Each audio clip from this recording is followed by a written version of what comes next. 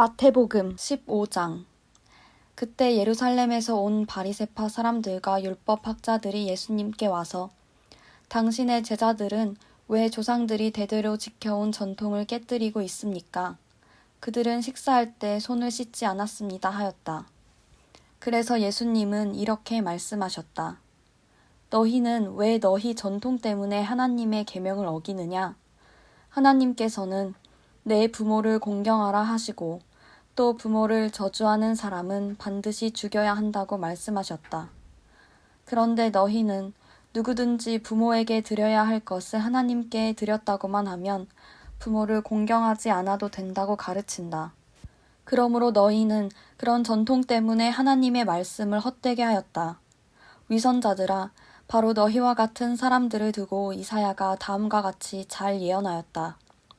이 백성이 입술로는 나를 존경하나 마음은 내게서 멀리 떠나 있다.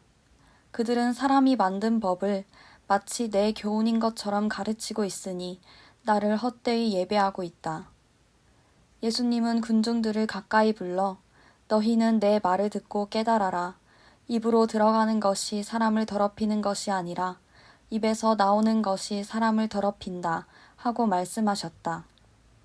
그때 제자들이 예수님께서 와서 주님, 바리새파 사람들이 이 말씀을 듣고 화가 난 것을 아십니까? 하고 묻자 예수님은 이렇게 대답하셨다. 하늘에 계신 내 아버지께서 심지 않으신 나무는 모두 뽑힐 것이다. 그러니 내버려 두어라. 그들은 눈먼 인도자들이다. 소경이 소경을 인도하면 둘 다 구덩이에 빠질 것이다. 이때 베드로가 그 비유를 우리에게 설명해 주십시오 하자 예수님은 이렇게 대답하셨다. 너희도 아직 깨닫지 못하느냐? 입으로 들어가는 것은 모두 뱃속을 거쳐 몸 밖으로 빠져나간다는 것을 알지 못하느냐? 그러나 입에서 나오는 것은 마음에서 나오는 것이다. 이것이 사람을 더럽힌다.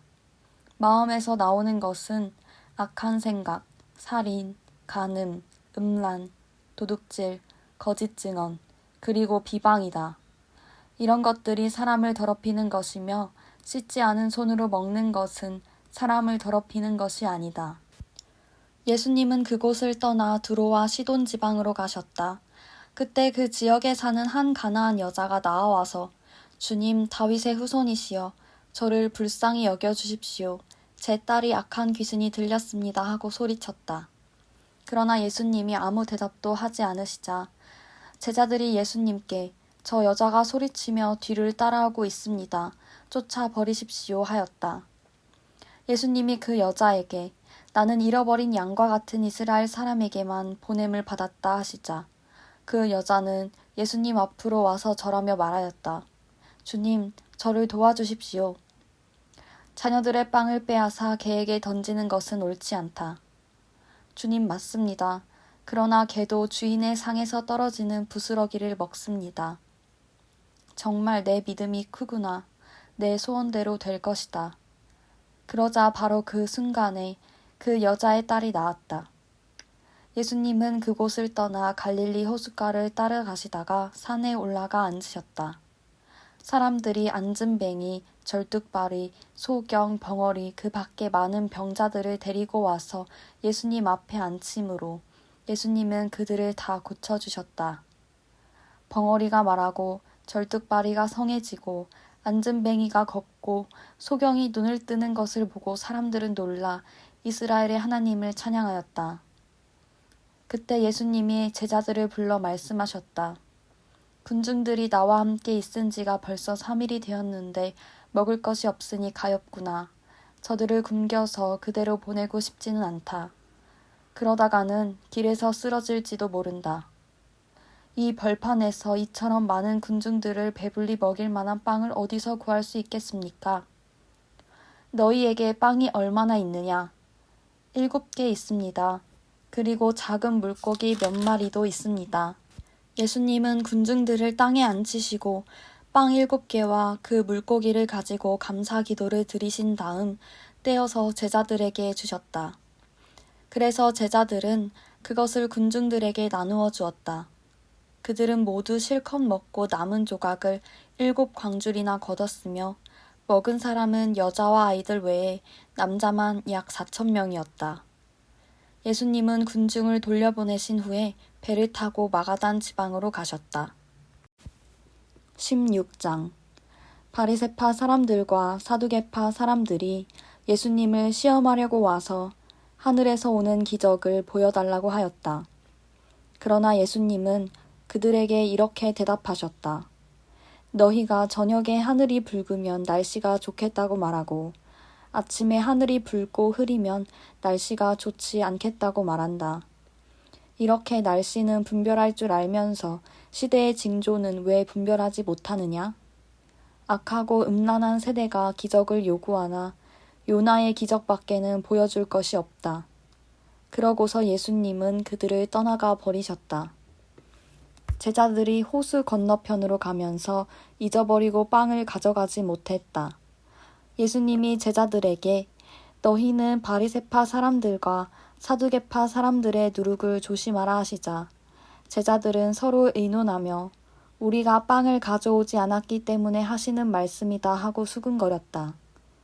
예수님은 그들이 수근거리는 것을 아시고 말씀하셨다.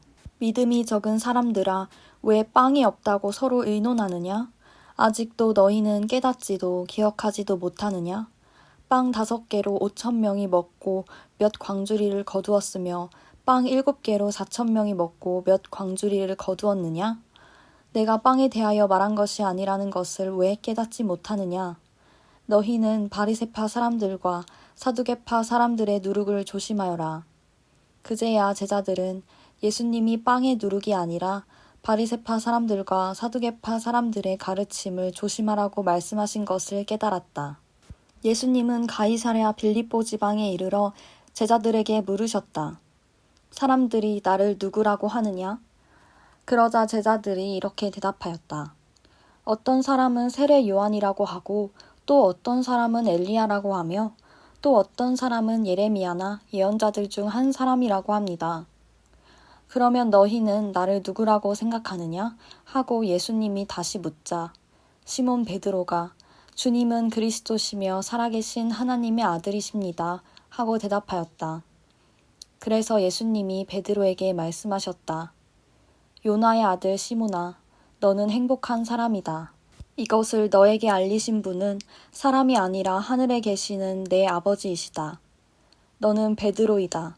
내가 이 반석 위에 내 교회를 세우겠다.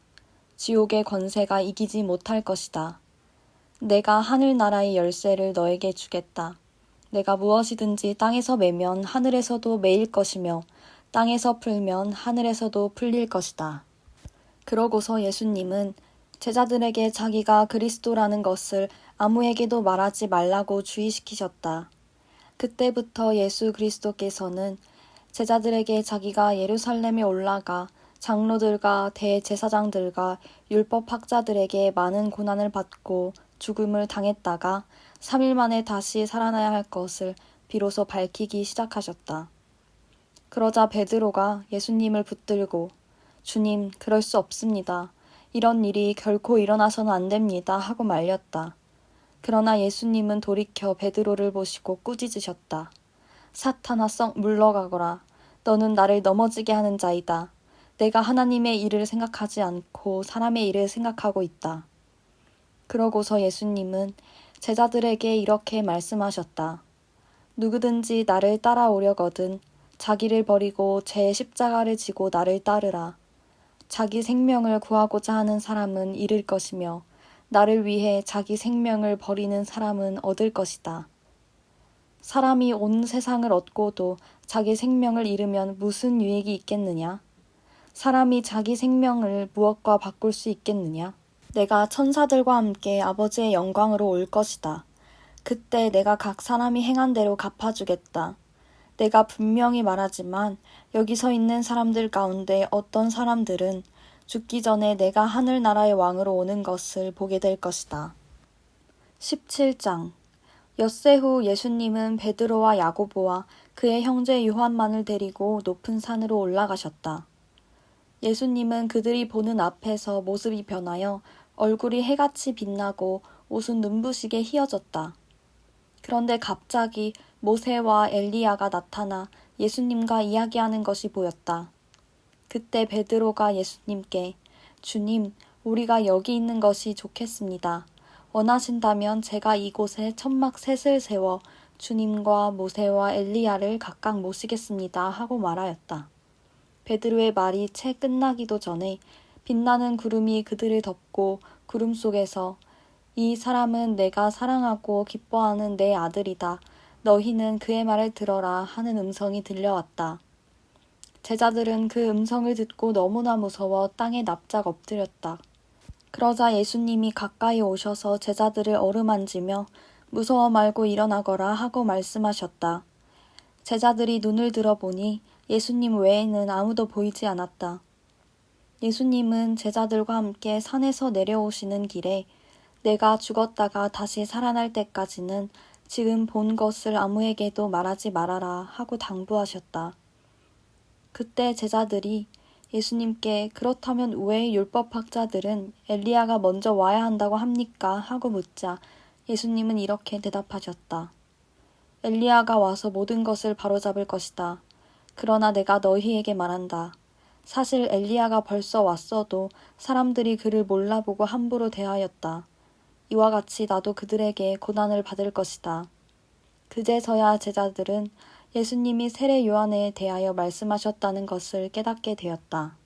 그들이 군중들에게 돌아오자 어떤 사람이 예수님께 와서 무릎을 꿇고 말하였다. 주님, 제 아들을 불쌍히 여겨 주십시오. 그가 간질병에 걸려서 몹시 고생하며 자주 불에 넘어지기도 하고 물에 빠지기도 합니다. 그래서 주님의 제자들에게 데려왔으나 고치지 못했습니다. 그러자 예수님은 믿음이 없고 비뚤어진 세대여, 내가 언제까지 너희와 함께 있어야 하겠느냐? 너희를 보고 내가 언제까지 참아야 하겠느냐? 아이를 이리 데려오너라 하고 말씀하셨다. 그러고서 예수님이 귀신을 꾸짖으시자 귀신이 아이에게서 나가고 바로 그 순간에 아이가 나았다. 그때 제자들이 예수님께 조용히 와서 왜 우리는 귀신을 쫓아낼 수 없었습니까? 하고 물었다. 그래서 예수님은 그들에게 이렇게 말씀하셨다. 너희의 믿음이 적기 때문이다. 내가 분명히 말한다. 만일 너희에게 겨자씨 한 알만한 믿음이 있다면 이 산을 향해 여기서 저리로 옮겨가거라 하여도 그대로 될 것이며 너희에게 못할 일이 하나도 없을 것이다. 그러나 이런 귀신은 기도와 금식이 아니면 나가지 않는다.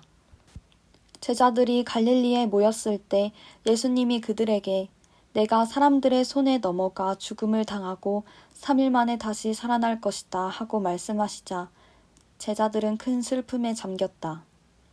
그들이 가버나움으로 갔을 때 성전세 받는 사람들이 베드로에게 와서 당신들의 선생님은 성전세를 안 바칩니까? 하고 물었다. 그래서 베드로는 아닙니다. 바칩니다. 하고 대답하였다.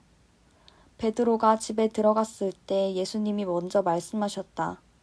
시몬아, 너는 어떻게 생각하느냐? 세상 왕들이 누구에게서 관세나 세금을 받느냐? 자기 아들에게서냐? 아니면 다른 사람에게서냐? 그때 베드로가 다른 사람에게서 받습니다 하고 대답하자 예수님이 이렇게 말씀하셨다. 그렇다면 아들들은 세금을 내지 않아도 된다. 그러나 우리가 그들의 감정을 상하게 해서는 안 되겠다. 너는 바다에 가서 낚시를 던져라. 먼저 잡히는 고기에 입을 벌리면 은화 1개가 있을 것이다. 그것을 가져다가 나와 너의 성전세로 주어라.